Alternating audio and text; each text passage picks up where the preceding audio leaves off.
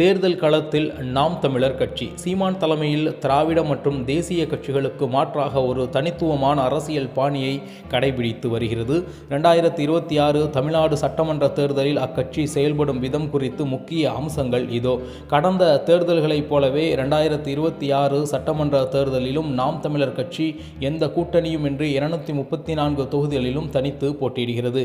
பாலின சமத்துவம் வேட்பாளர்கள் தேர்வில் 50% ஆண்களுக்கும் 50% பெண்களுக்கும் என சம வாய்ப்பு அளித்து முறையை தொடர்ந்து செயல்படுத்தி வருகிறது. விவசாய சின்னம் மற்றும் புதிய சின்னம் முந்தைய தேர்தல்களில் விவசாயி சின்னத்தில் போட்டியிட்ட இக்கட்சி சின்னம் தொடர்பான சட்ட போராட்டங்களுக்கு பிறகு 2024 மக்களவைத் தேர்தலில் மைக் எனும் சின்னத்தில் போட்டியிட்டது. 2026 தேர்தலில் அங்கீகரிக்கப்பட்ட மாநில கட்சியாக அந்தஸ்தை பெறுவதன் நோக்கம் கொண்டு செயல்பட்ட அந்த கட்சி தற்பொழுது விவசாய சின்னம் ஏர்கலப்பையை சுமந்திருப்பது போன்று ஒரு புதிய சின்னத்தை வாங்கியிருக்கின்றது என்பது குறிப்பிடத்தக்கது. தேர்தல் அறிக்கை 5 தலைநகரங்கள் 2026 தேர்தலுக்காக வெளியிடப்பட்ட அறிக்கையில் நிர்வாக வசதிக்காக தமிழகத்திற்கு சென்னை, திருச்சி, கோவை, மதுரை, கன்னியாகுமரி என 5 தலைநகரங்கள் உருவாக்கப்படும் என்று அதிரடி அறிவிப்பை சீமான் அவர்கள் வெளியிட்டார் என்பது குறிப்பிடத்தக்கது. வாக்கு வங்கி வளர்ச்சி திமுக, அதிமுக மற்றும் பாஜக போன்ற வலுவான கட்சிகளுக்கு இடையே நடந்த தேர்தல்களில் குறிப்பிடத்தக்க வகையில் தனது வாக்கு சதவீதத்தை தொடர்ந்து உயர்த்தி வருகிறது. குறிப்பாக இளைஞர்கள் மற்றும் முதல் முறை வாக்காளர்கள் மத்தியில் அக்கட்சிக்கு அதிக ஆதரவு காணப்படுகிறது. பிரச்சார பாணி பெரிய பொதுக்கூட்டங்கள் மட்டுமின்றி சமூக ஊடகங்கள் வழியாகவும் சீமானின் நேரடி மேடை பேச்சுகள் மூலமாகவும் தீவிர பிரச்சாரத்தை முன்னெடுத்து வருகிறது. மாற்று அரசியல் மற்றும் தமிழ் தேசியவாதம் ஆகியவற்றை முதன்மை முழக்கங்களாக கொண்டு செயல்பட்டு வரும் நாம் தமிழர் கட்சி தற்போதைய சூழலில் ஒரு வலுவான 3வது சக்தியாக தன்னை நிலைநிறுத்திக் கொண்டு சட்டமன்றத்திற்குள் முதல் முறையாக நுழையும் முனைப்பில் அக்கட்சி தீவிரம் காட்டி வருகிறது. 2026 தமிழ்நாடு சட்டமன்ற தேர்தலில் நாம் தமிழர் கட்சி என்டிகே வெற்றி வாய்ப்புகள் மற்றும் வாக்கு சதவீதங்கள் எதிர்பார்ப்புகள் குறித்து தற்போதைய கள நிலவரம் என்ன என்பது குறித்து பார்ப்போம். நாம் தமிழர் கட்சி ஒவ்வொரு தேர்தலிலும் தனது வாக்கு சதவீதத்தை சீராக உயர்த்தி வருகிறது.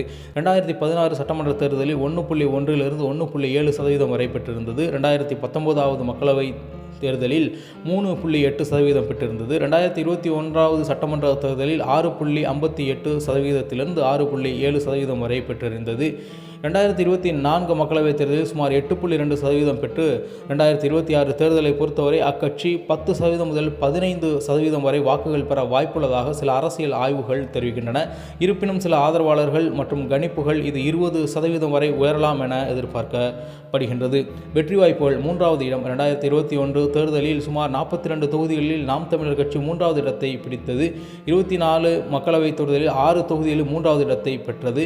சட்டமன்ற பிரதிநிதித்துவம் 2006 முதன்முறையாக சட்டமன்றத்திற்குள் நுழைவதை அக்கட்சி இலக்காக கொண்டுள்ளது. குறிப்பாக தெற்கு மற்றும் மத்திய தமிழகத்தில் அக்கட்சிக்கு கூடுதல் பலம் இருப்பதாக கருதப்படுகின்றது. சவால்கள் திமுக, அதிமுக போன்ற பெரிய கூட்டணி கட்சிகளுக்கு இடையே தனித்து போட்டியிடுவது பெரிய சவாலாக உள்ளது.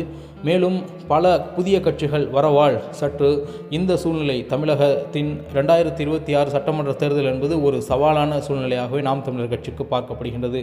சாதகங்கள் சிதறாத இளைஞர்கள் வாக்கு 50% பெண்கள் வேட்பாளர்கள் சமரசமற்ற மாற்று அரசியல் என்று முழக்கம் வைப்பது. பாதகங்கள் கூட்டணி இல்லாத நிலையில் அந்த ஆட்சி பீடத்தை அமைப்பதென்பது மிகவும் கடினமான ஒன்று என்பதை அவர்கள் உணர்வது. சுருக்கமாக சொல்லப்போனால் நாம் தமிழர் கட்சி ஒரு தனிப்பெரும் சக்தியாக உருவெடுத்த போதிலும் சட்டமன்ற தொகுதிகளை வெல்வதற்கு கடும் போட்டி சந்தித்து வேண்டியிருக்கும். வாக்கு சதவீதம் அதிகரிப்பது உறுதி என்றாலும் அது வெற்றியாக மாறுமா என்பது தேர்தல் களத்தில் நிலவும் மும்முனை அல்லது சதுரங்க போட்டியை பொறுத்தே அமையும். மேலும் 2026 தமிழ்நாடு சட்டமன்ற தேர்தலில் நாம் தமிழர் கட்சி தலைமை ஒருங்கிணைப்பாளர் சீமான் சிவகங்கை மாவட்டத்தில் காரைக்குடி தொகுதியில் போட்டியிடுகிறார் என்பது குறிப்பிடத்தக்கது. அதற்கான வேட்புமனு அவர் மார்ச் 30, 2026 அன்று தாக்கல் செய்தார்.